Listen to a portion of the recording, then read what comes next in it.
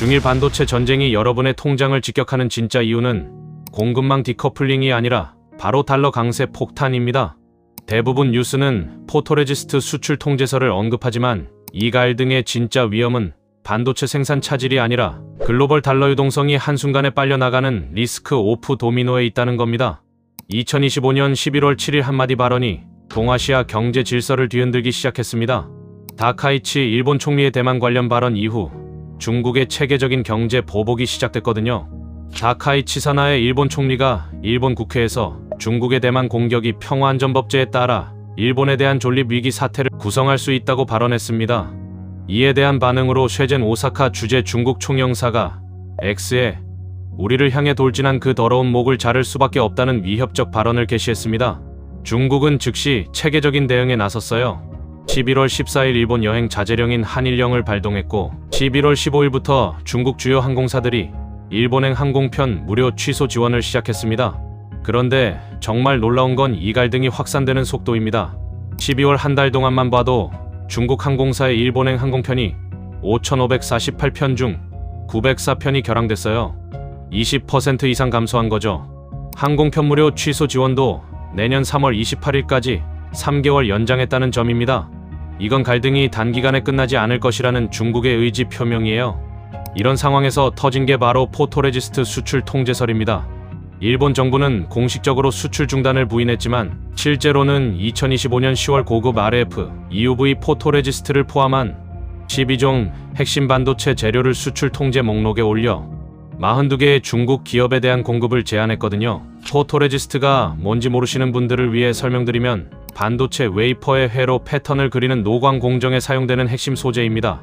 빛을 받으면 성질이 변하는 특성을 이용해서 반도체 회로를 미세하게 형성하는 틀 역할을 해요. 문제는 일본이 이 시장을 완전히 장악하고 있다는 점입니다.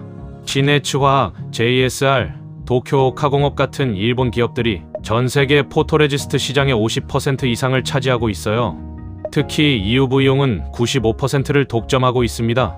중국의 포토레지스트 수입 의존도가 80에서 90%에 달한다는 점을 고려하면 일본이 공급을 차단하면 중국 반도체 산업이 즉시 마비된다는 뜻입니다. 실제로 과거 사례를 보면 이런 일이 벌어집니다. 2019년 일본이 한국에 대해 포토레지스트 수출 규제를 발동했을 때 삼성전자와 SK하이닉스 주가가 폭락했거든요. 2021년에도 일본 신해츠화학 공급 중단으로 중국 SMIC의 생산율이 20% 떨어진 적이 있어요. 글로벌 공급망에서 한 고리가 끊어지면 전체가 흔들리는 구조라는 걸 보여주는 사례죠. 그런데 여기서 놓치면 안 되는 부분은 이 문제가 단순히 중국 반도체 기업들만의 문제가 아니라는 점입니다. 글로벌 공급망이 서로 얽혀있기 때문에 한국, 대만, 미국 기업들까지 연쇄 타격을 받을 수밖에 없어요. 그 증거가 벌써 나타나고 있습니다. 중일 갈등 소식이 터진 뒤 엔화가 급등하기 시작했거든요. 달러 엔환율이 151엔에서 149엔대로 떨어졌습니다. 겨우 2엔 차이지만 이건 수조 달러 규모의 엔캐리 트레이드 포지션이 흔들리고 있다는 신호예요. 엔캐리 트레이드가 뭔지 간단히 설명드리면 일본에서 저금리로 엔화를 빌려서 고수익 자산에 투자하는 겁니다. 전 세계 헤지펀드들이 이 방식으로 수백조 원을 굴리고 있거든요. 그런데 엔화가 급등하기 시작하면 이 돈들이 일제히 회수됩니다. 글로벌 유동성이 급격히 줄어드는 거죠. 여기에 더해서 중국의 대응도 체계적으로 확대되고 있어요. 단순히 여행 자제령에서 시작된 한일령이 이제는 문화산업까지 확산됐습니다.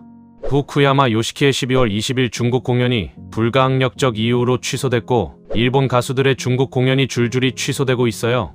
문화적 단절까지 가속화되고 있는 거죠. 더 심각한 건 갈등이 경제에서 군사 영역으로 확산되고 있다는 점입니다. 12월 2일 센카쿠 열도 주변에서 중국 해경이 일본 어선을 퇴거시켰다고 공식 발표했어요. 과거 같으면 애매하게 넘어갔던 일들을 이제는 공개적으로 문제 삼기 시작했다는 뜻입니다. 12월 4일에는 중국 인민해방군과 해경이 100여 척의 함정을 동원해 동중국해, 남중국해에서 군사훈련을 실시했습니다. 그리고 12월 7일 결정적인 사건이 벌어졌죠. 중국 해군 함재기가 일본 항공자위대 전투기를 레이더로 조준한 거예요. 레이더 조준은 무기 발사를 준비하고 있다는 신호로 사실상 공격 의사를 내비치는 것으로 평가됩니다. 이런 상황에서 지정학적 리스크는 어떻게 시장에 영향을 줄까요? 투자자들이 리스크 오프 모드로 전환하게 됩니다. 위험 자산에서 빠져나와서 안전 자산으로 몰리는 거죠. 주식에서 채권으로, 신흥국 통화에서 달러로, 일반 상품에서 금으로 자금이 이동합니다. 이런 혼란 속에서도 기회를 잡는 기업이 있습니다. 바로 두산 에너빌리티예요. 지난 10월 일론 머스크의 XAI의 380메가와트급 가스터빈 2기 수주에 성공했거든요. 미국, 독일, 일본, 이탈리아 과점 시장에 뚫고 들어간 거죠.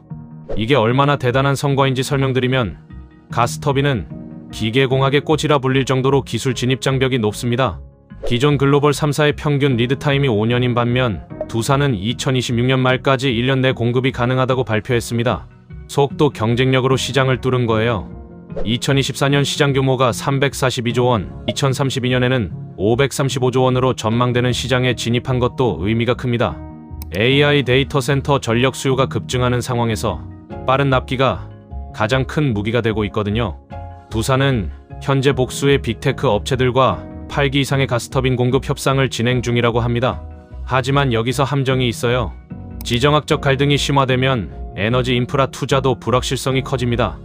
머스크의 XAI도 결국 글로벌 데이터에 접근해야 AI 기술을 발전시킬 수 있는데, 중국이라는 거대한 데이터 풀에 접근하지 못하면 경쟁력이 떨어질 수밖에 없어요. 중미 기술 갈등이 심화되면 이런 프로젝트들도 영향받을 수 있거든요. 더구나 원전 시장은 아직 기대감 단계입니다. 체코, 불가리아, 폴란드 프로젝트들이 모두 2026에서 2027년 타이밍인데, 그때까지 지정학적 환경이 어떻게 변할지 아무도 모르죠.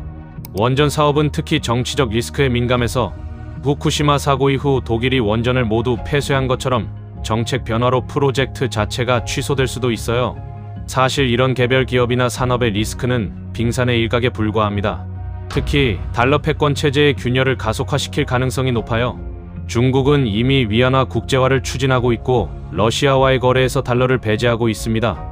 브릭스 국가들도 독자적인 결제 시스템 구축을 논의하고 있어요. 만약 중일 갈등이 경제 제재로 확산되면 중국이 달러 의존도를 더 빠르게 줄일 동력을 얻게 됩니다. 실제로 일본 요미우리 신문은 12월 7일 중국의 일본 기업에 대한 히토류 수출 허가 절차가 평소보다 늦어지고 있다고 보도했어요. 양국이 서로의 아킬레스건을 정조준하면서 무역 전쟁으로 치달을 가능성이 높아지고 있습니다. 이게 우리에게 어떤 의미일까요? 달러 패권이 약화되면 기축 통화 프리미엄이 사라집니다. 지금까지는 달러를 보유하기만 해도 안전했는데 그게 더 이상 통하지 않을 수 있다는 거예요. 결론부터 말씀드리면 지금은 공격적 투자가 아니라 방어적 포지셔닝 타이밍입니다. 역사를 보면 지정학적 위기는 모든 밸류에이션을 무력화시켜왔거든요. 1930년대 대공황, 2008년 금융위기, 2020년 코로나 때도 마찬가지였습니다.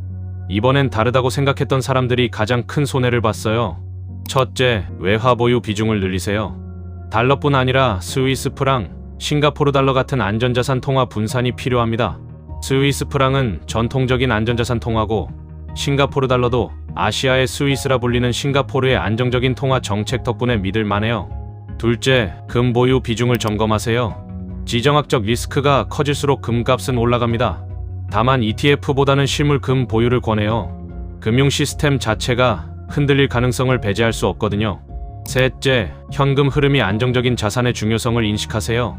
주가 상승보다는 꾸준한 현금 창출 능력에 주목하는 거죠. 특히 경기 변동에 상대적으로 덜 민감한 업종들이 방어적 성격을 가지고 있다는 점을 기억하세요. 사람들이 경기가 나빠져도 계속 이용할 수밖에 없는 서비스나 상품을 다루는 기업들 말이에요. 넷째, 반도체 관련 자산의 위험성을 인지하고 대신 지정학적 갈등 상황에서 상대적으로 안전하거나 오히려 수혜를 받을 수 있는 분야들도 있다는 점을 고려해보세요. 아무리 기술력이 좋고 전망이 밝아도 지정학적 리스크 앞에서는 한순간에 무너질 수 있거든요. 오늘 내용 복잡하셨죠? 딱 한 줄로 정리합니다. 공격적 투자는 멈추고 방어적 포트폴리오로 전환하세요. 이게 핵심입니다. 중일 갈등은 시작에 불과합니다. 지금 방어 태세를 갖춰두지 않으면 나중에 후회할 수 있습니다. 다음에도 여러분의 자산을 지키는 최신 경제 뉴스로 찾아뵙겠습니다. 시청해주셔서 감사합니다.